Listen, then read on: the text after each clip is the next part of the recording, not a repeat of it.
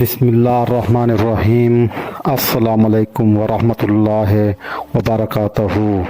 معزز ناظرین، آج کا ہمارا موضوع ہے توحید کی عظمت اور شرک کے نقصانات۔ آج ہم بات کریں گے اس عقیدے کے بارے میں جو اسلام کی بنیاد اور ہر مسلمان کی زندگی کی روح ہے، وہ ہے توحید۔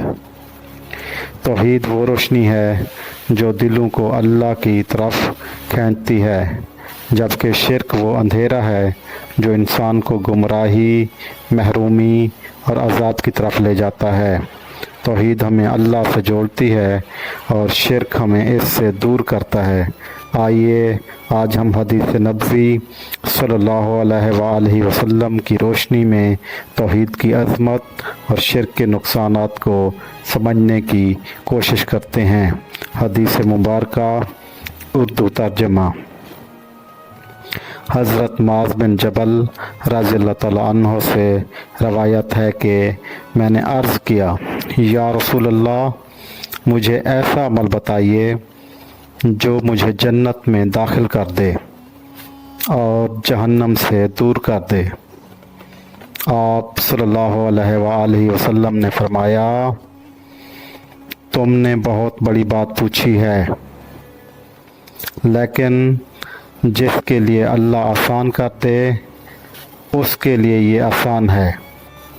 اللہ کی عبادت کرو اور اس کے ساتھ کسی کو شریک نہ کرو۔ تشریح۔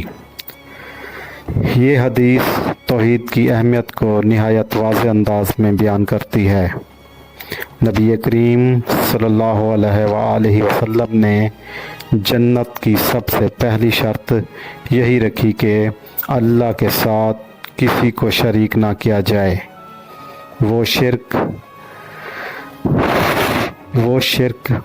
ہے۔ شرک وہ جرم ہے جس کو اللہ تعالیٰ معاف نہیں کرتا جب تک بندہ سچے دل سے توبہ نہ کرے۔ توحید صرف عقیدے کا نام نہیں، بلکہ یہ ایک عملی نظام زندگی ہے۔